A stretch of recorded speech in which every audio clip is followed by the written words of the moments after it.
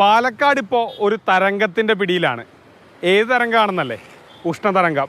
കുറച്ച് ദിവസമായിട്ട് പാലക്കാട്ടെ ഉയർന്ന താപനില 40 ഡിഗ്രി സെൽഷ്യസിന് മുകളിലാണ്. ചൂട് എന്ന് പറഞ്ഞാൽ 14 ജില്ലയിൽ ഏറ്റവും കൂടുതൽ ചൂടുള്ളത് പാലക്കാടാണ്.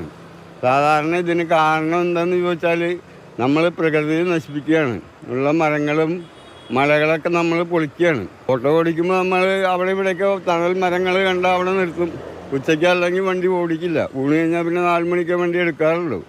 ഇതിൽ ഗവൺമെൻറ്റിൻ്റെ ഭാഗത്തു നിന്ന് എന്താ ചെയ്യാനുള്ളതെന്ന് പറഞ്ഞാൽ പല ഭാഗങ്ങളും തണൽ ഷെഡുകൾ നിർമ്മിക്കുക, അവർക്ക് അവിടെ കുടിവെള്ളം ഉണ്ടാക്കുക. കഴിഞ്ഞ 4 ദിവസമായി പാലക്കാട്ടെ ഉയർന്ന താപനില 40 ഡിഗ്രി സെൽഷ്യസിന് മുകളിലാണ്. കഴിഞ്ഞ ദിവസം ശരാശരി താപനിലയിൽ നിന്ന് 5 ഡിഗ്രി സെൽഷ്യസ് കൂടുതൽ പാലക്കാട്ട് രേഖപ്പെടുത്തുകയും ചെയ്തു. ഈ സാഹചര്യത്തിലാണ് ഉഷ്ണതരംഗം സ്ഥിരീകരിച്ചത്. എങ്ങനെയുണ്ട് ചൂട്? സഹിക്കാൻ പറ്റുന്നുണ്ടോ? നല്ല ചൂടാണ്, നല്ല ചൂടാണ്, നല്ല ഇതുണ്ട്. ആൾക്കാർ കൂടുതൽ ഇതൊക്കെ വരുന്നുണ്ടോ? ജ്യൂസ് അടിക്കാനൊക്കെ വരുന്നുണ്ട്. ഉച്ച സമയത്ത് എന്താ പറഞ്ഞു കഴിഞ്ഞാൽ ഇതന്നെ ജ്യൂസ് തന്നെ ആയാലും സഹിക്കാൻ പറ്റാത്ത ചൂടാണ്. ഇപ്പം തന്നെ 2-3 സോഡ കുടിച്ചിട്ട് വരികയാണ്. 2 സോഡ ഇപ്പം തന്നെ കുടിച്ചു 10 മണിക്കുള്ളിൽ.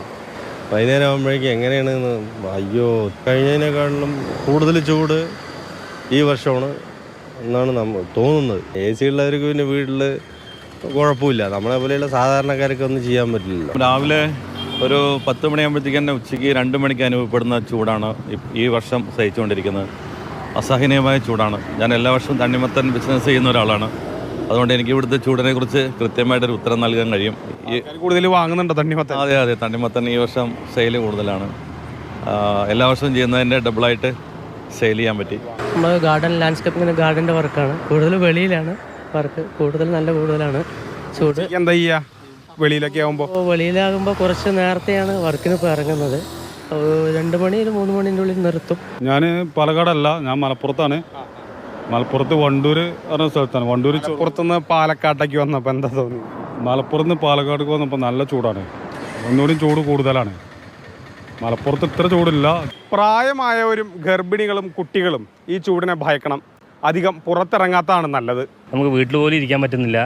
അപ്പോൾ മോനൊക്കെ വീട്ടിലിരുന്ന് കരയണ മാതിരിയാണ്. മീൻസ് നല്ല ചൂടായിട്ട് നമുക്ക് ഫാൻ ഇട്ട് കഴിഞ്ഞാൽ കറണ്ട് ബില്ലും കൂടുന്നുണ്ട്. എല്ലാം കൂടി ഇരിക്കാൻ പറ്റാത്ത രീതിയിലാണ്. ചൂട് സഹിക്കാൻ പറ്റണ്ടോ? ഇല്ല. എന്താ ചെയ്യുക ചൂടുണ്ടാവുമ്പോൾ? കുടിക്കണ വെള്ളം കൂടി ചൂടാണ്. നമ്മൾ കുടത്തിൽ പിടിച്ചിരിക്കുന്ന വെള്ളം കൂടിയും ചൂടായിട്ടാണ് ഉള്ളത്. തണുപ്പ് പറഞ്ഞൊരു സംഭവമേ ഇല്ല.